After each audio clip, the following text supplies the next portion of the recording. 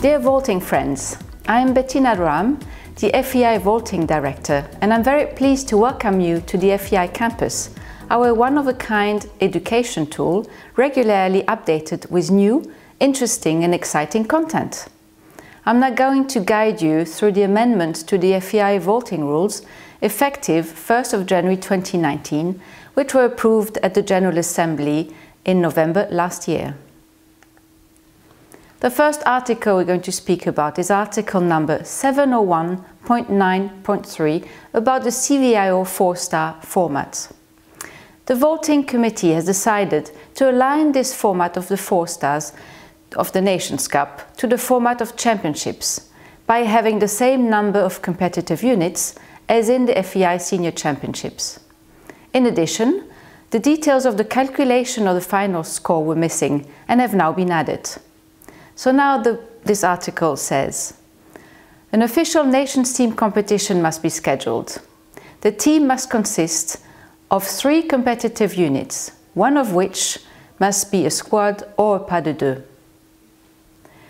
About the calculation of results, we now say the 3 results count for the team classification, 2 individuals and 1 squad or 1 pas de deux as per the schedule, and are added and divided by 3 to determine the team final score. The team with the highest score wins. In case of ties, you need to go and see article 701.10.4. Next article is article number 701.10.1, again the CVIO 4-star format with the squads. Here we have removed the column with the qualification process, as actually there's no qualification between test 2 and 3, as in the CVI 3-star. You will find this change on the table directly in this article. Next article is article number 701.10.5 about the World Equestrian Games and Senior Championships Nations Team format. The starting order procedure for the Nations team has now been added to this article, and the wording is the following. Starting order Nations team free test. The starting order per nation will be the reverse order of the ranking after the first tests. This ranking is determined by adding the test 1 scores of the 2 individuals to the test 1 score of the squad or of the pas de deux, and dividing that total by 3. Next article is article number 702.2.1 and .2.3 about eligibility and starting possibilities. The Vaulting Committee agreed to allow 1-star individual and pas de deux athletes who earn a qualifying score in a 1-star competition to directly compete in this 2-star competition at that same event. We are convinced that this will help vaulters gain qualification, especially in overseas countries where there are less events. So now the article says the following. Vaulters may only start once in any individual competition at an event, with the following exception. When vaulters compete in a 1-star competition and earn the qualifier score for competition in a 2-star, this is allowed. Vaulting may only start once in a pas de deux competition and event, with the following exception again. When a pas de deux competes in a 1-star competition and earns the qualifying score to compete in a 2-star competition, they may start in that 2-star competition. Next article is article number 705.2 about entries for CVIs and CVIOs. Here we've made a clarification to confirm that entries for CVIs and CVIOs are regulated in the FEI General Regulations. I invite you to also regularly check the FEI General Regulations, which are published on the FEI website. Next article is article 711.4 General about the competition. We have made a clarification to avoid any wrong interpretation of Annex 4, in which you will find definitions, in which we have also included a definition of an event as opposed to competition, shows and so on. We've made this clarification also in the present article to make sure that there's no misinterpretation. So now we say that maximum starting possibilities per horse per event, including all event categories, and we refer to Annex 4 definition, is the following, and I will let you look at the chart we've added to the rules. Next article is article number 712.4.2, Official Nations Team Competitions. The calculation of the final score was not defined and has now been added. And the article now reads, for the final result in each nation's team, the scores of the 3 units added and divided by 3 will count. We also refer to Article 701.9.5 with reference to the table about CVIOs. Next article is article number 713.2.6, Dress Code in Competition. Here we've made a small clarification on the accessories on a dress, which we've added for safety reasons. We've added the following wording: all decorative accessories must be made of soft or clothes-like and/or pliable material and must be attached to the dress. Next article is article number 719, Equipment of the Vaulting Horse. In this article, we've made several changes for clarification purposes. The changes are the following: maximum width of the weight-bearing flat face of surcingle to be no greater than 180 millimeters. The next one is about the back pad, which may be checked by the steward and/or a judge at any time on the horse, and which must have the following dimensions. The dimensions are listed, and we also clarified that non-compliance will result in elimination from the competition. The maximum thickness of the back pad has been changed from 3 centimeters to 4 centimeters. We've made a small amendment also about the side reins, to which we've added and/or auxiliary reins, which must not be fastened in place for an excessive period. Next article is article number 722.3 and also .6 about the horse inspection. Here the amendment relates to the veterinary regulations. Actually, the whole procedure for the horse inspections is detailed in the FEI veterinary regulations, and we invite you to go and read them to have all the information you need. Next article is article number 723.1.3 and .1.4, 1.7 about the officials and the grand jury. The voting committee has now added 1-star level in the star rating of the judges to be in line with the new education system, which will be in place soon in 2019. We've also now changed the number of judges at championships. It used to be 6 for continental championships, but now we're required to have 8 judges at all championships, be world or continental, both for seniors and juniors. This change is reflected in the tables for officials. Further amendments to the article on officials, article number 723.4 about the Veterinary Commission and FEI Veterinary Delegate. The clarification is here in order to be in line again with the FEI veterinary regulations. And now we say, the composition of the Veterinary Commission, which is compulsory for FEI championships and CIOs, and the appointment of its president and members must be in accordance with the veterinary regulations. At all other voting events, the veterinary delegate is appointed by the host NF or DOC, again in accordance with the veterinary regulations. We've also added the following sentence: at FEI World Cup finals, an FEI foreign veterinary delegate is appointed by the FEI, again in accordance with the veterinary regulations.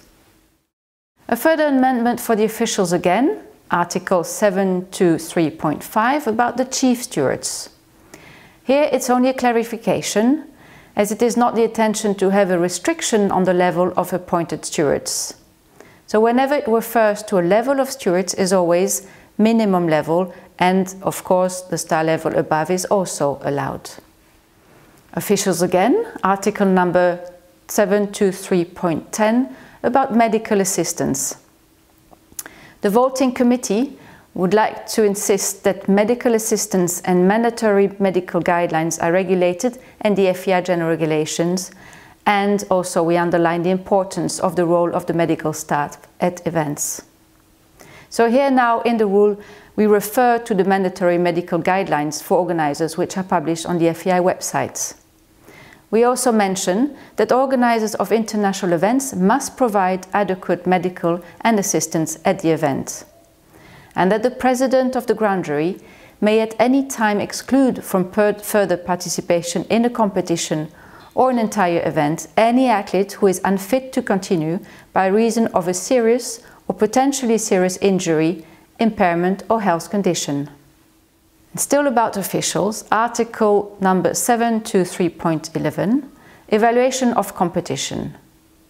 The voting committee would like now to ask the grand jury members to meet at the end of a competition day to review their scores and discuss any major differences or issues in the scoring. So the following wording has been added.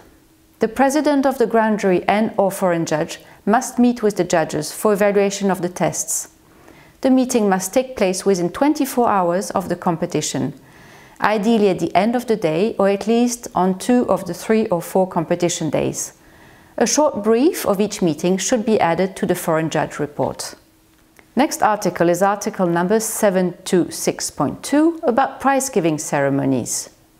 Here we've added a few words for clarification purposes. Participation in a prize-giving ceremony of placed athletes is compulsory. Failure to do so entails losing the classification and also the qualifying scores. Next article is article number 727.1 about yellow warning cards. Here again is a clarification, as the technical delegate has been added in the list of officials, as he or she is also entitled to issue a warning card. So now the article says, where there is abuse of horses in any form or incorrect behavior towards event officials or any other party connected with the event, the president of the grand jury, the technical delegate, the president of the appeal committee or the chief steward, as an alternative to instituting the procedures foreseen in the legal system of the general regulations, may deliver a yellow warning card. Please also refer to the FEI general regulations for more information on yellow warning cards.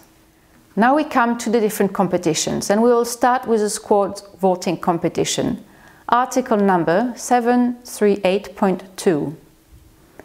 To be in line with the individual competition in which the second round is open to the 15 best athletes at championships, the rules here have now been amended so that in squad competitions at championships, the best 15 squads also qualify for the second round instead of the best 12 squads in the past. And this change applies both to seniors and junior championships. I invite you to check in detail the table which are laid down in this article. Now we move on to the squad voting competitions. Article number 739.3, the compulsory tests. The voting committee has approved an amendment to the last squad compulsory exercise. And this gives now a progressive flow of compulsories going from compulsory test 2 to compulsory test 3, both in squad and in the individual. So in the squad compulsory test 2, the exercises to be shown are the same from 1 to 7, but the last one, number 8, is the first part of flank pushed off to the inside, instead of in the past the swing off from seat astride to the inside. Now we move on to the individual vaulting competitions, article number 743.2, about the children category. A second round is now offered in children classes, and to be consistent with what is offered in the other individual competitions, the second round is optional and has to be mentioned in the approved schedule. This is now clearly defined in the table on children competitions, and I will let you read it directly in the rules. As I said before, about the individual vaulting competitions compulsory tests, there's also a change here under Article 744.4. Again, like for the squads, to give an easy final dismount which will promote correct landing procedures and reduce the landing impact on young athletes, the individual compulsory test 2 has been changed as following for the last exercise. It now says, first part of flank push off to the inside, instead in the past, swing off from seat astride to the inside. Again, for the individual vaulting competition, under Article 746.4, for clarification purposes, And to make sure that the technical exercises are published well in advance to allow for training and preparation, this article now says the following. The FEI Vaulting Committee may introduce new technical exercises which shall be published at least 6 months in advance of the start of the year in which they have to be used. All technical exercises are of course published on the FEI website. Now we come to Annex 4 about definitions.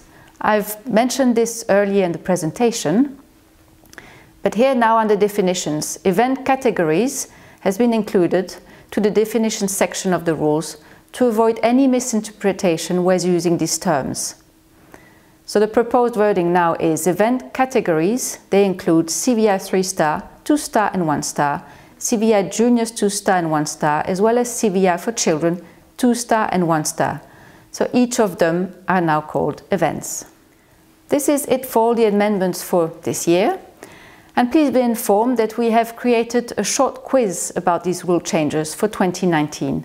We recommend you to take the quiz in order for you to make sure that you have understood all the main amendments.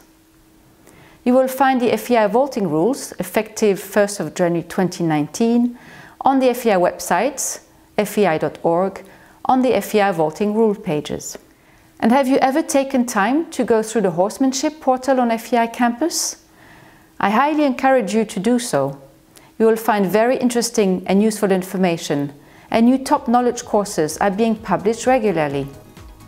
Thank you so much for taking the time to watch this video, and don't hesitate to invite your colleagues and friends to do the same. We look forward to seeing you compete, officiate or attend our vaulting events this year.